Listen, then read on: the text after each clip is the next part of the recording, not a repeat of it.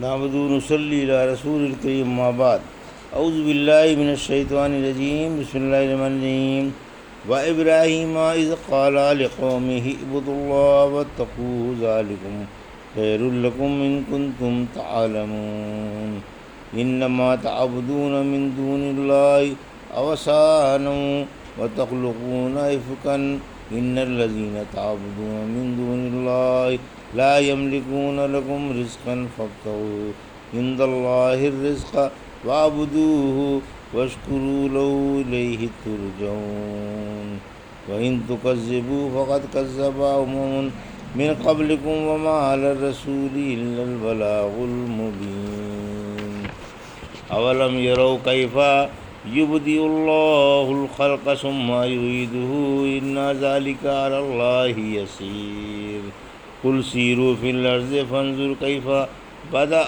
الخلق ثم اللہ ينشئ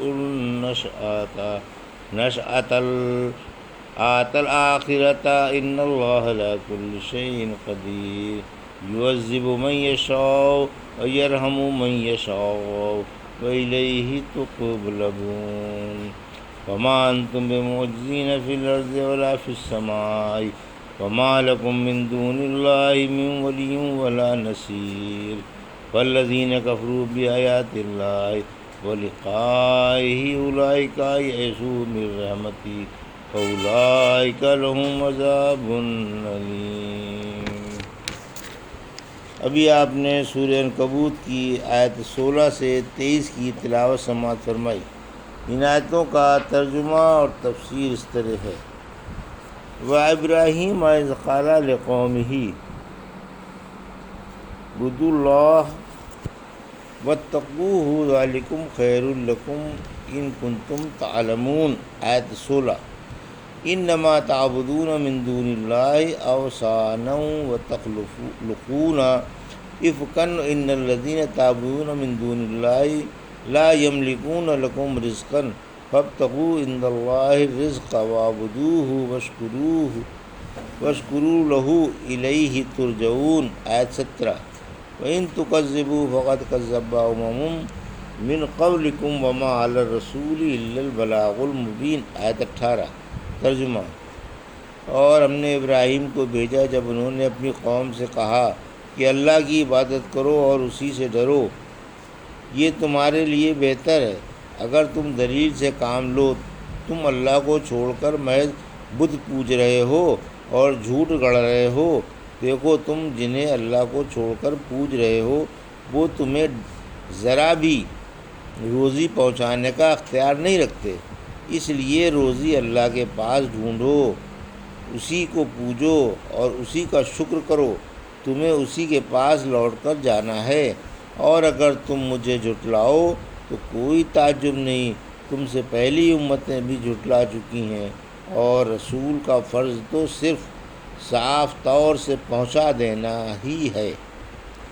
یہ تھا ترجمہ سورہ عنکبوت کی آیت 16 سے 18 کا تفسیر۔ آیت 16۔ خلیل اللہ کا بصیرت افروز واعظ۔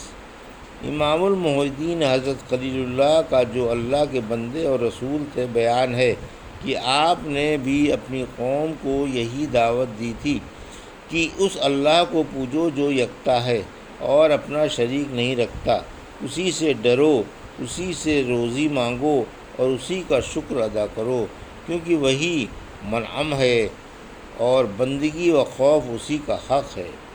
اگر ایسا کرو گے تو دنیا اور آخرت کی سعادتیں سمیٹ لو گے اور برائیوں سے بچ جاؤ گے۔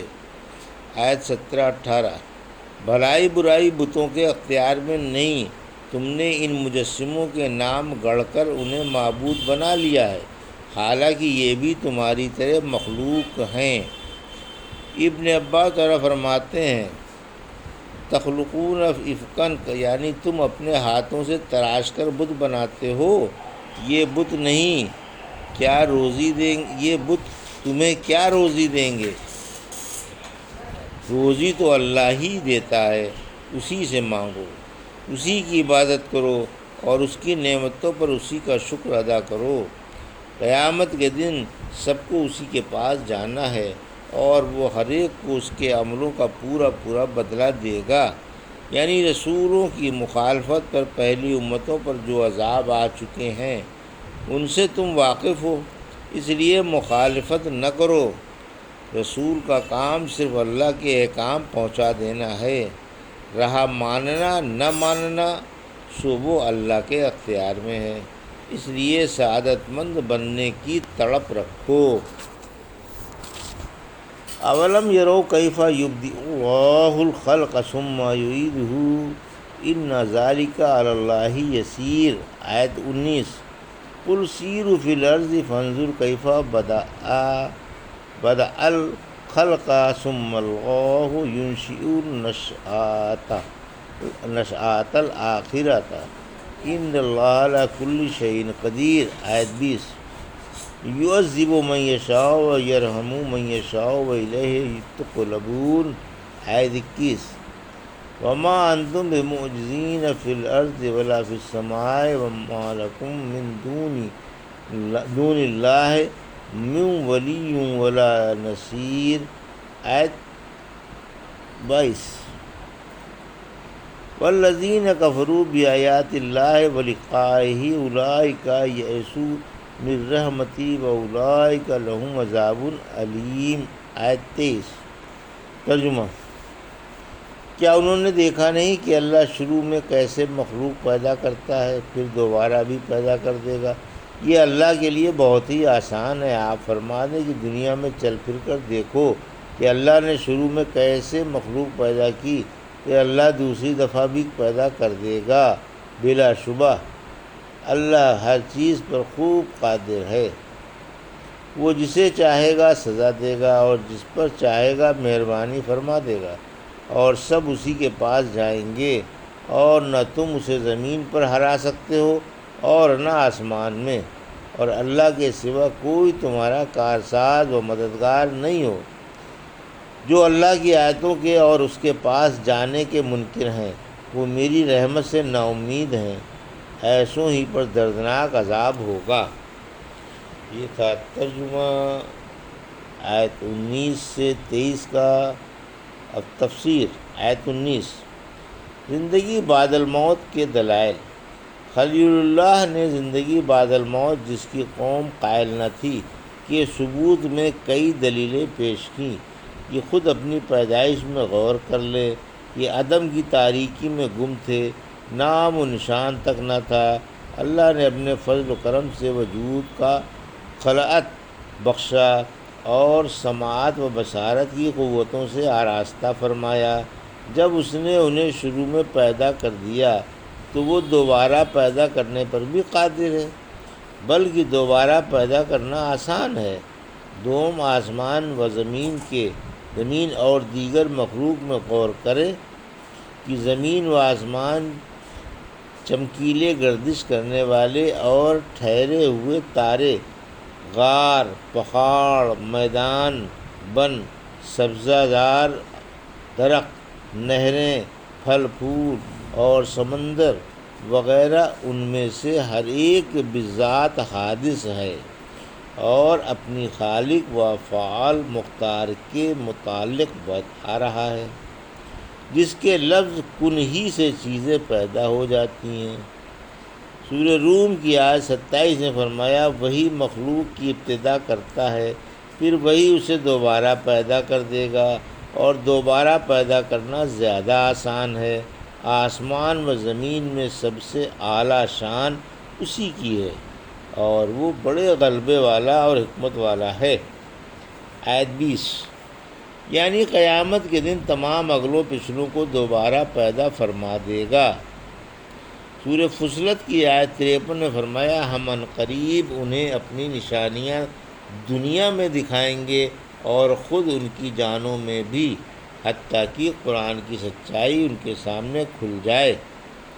سورہ طور کی آیت 35-36 نے فرمایا کیا یہ کسی خالق کے بغیر خود بخود پیدا ہو گئے، یا یہ اپنے خالق آپ ہیں، یا انہوں نے آسمان و زمین بنائے ہیں، بلکہ یہ یقین نہیں لاتے۔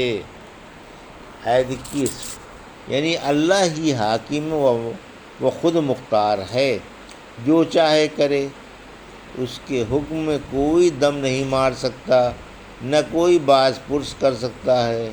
ہاں، وہ سب سے باز پرس کرے گا، اس لیے پیدا کرنا بھی اسی کا کام ہے اور حکومت کرنا بھی اسی کا۔ اس کا ہر کام عدل پر موقوف ہے، کیونکہ وہ ایسا مالک ہے جو ذرہ برابر ظلم نہیں کرتا۔ ایک حدیث میں ہے کہ اگر اللہ آسمان و زمین والوں پر عذاب کرے تو کر سکتا ہے، پھر بھی ظالم نہ ہوگا۔ پھر فرمایا کہ سب کو لوٹ کر اسی کے پاس جانا ہے، لہٰذا اسی کی خاص عبادت کر کے اسی سے تعلقات استوار رکھنے چاہیے۔ آیت 22، یعنی آسمان و زمین میں کوئی ایسا نہیں جو اللہ کو ہرا دے، وہ تو اپنے بندوں پر غالب ہے اور ہر چیز اس سے خوف زدہ ہے اور اس کی محتاج ہے، اور وہ سب سے بے نیاز ہے۔ وہی بگڑے کام بناتا ہے اور وہی آڑے وقت مدد کرتا ہے۔ آیت 23، یعنی جو اللہ کی آیتوں کو اور زندگی بعد الموت کو نہیں مانتے، وہ اس کی رحمتوں سے محروم رہیں گے اور دنیا اور آخرت میں ان کے لیے دردناک سزائیں ہیں۔ یہ تھا سورہ عنکبوت کی آیت 16 سے 23 کا ترجمہ اور تفسیر جو بھی آپ نے سماعت فرمائی۔ بارک اللہ لی و لکم فی القرآن الحکیم و نفعنی وایاکم بآیات الذکر الحکیم۔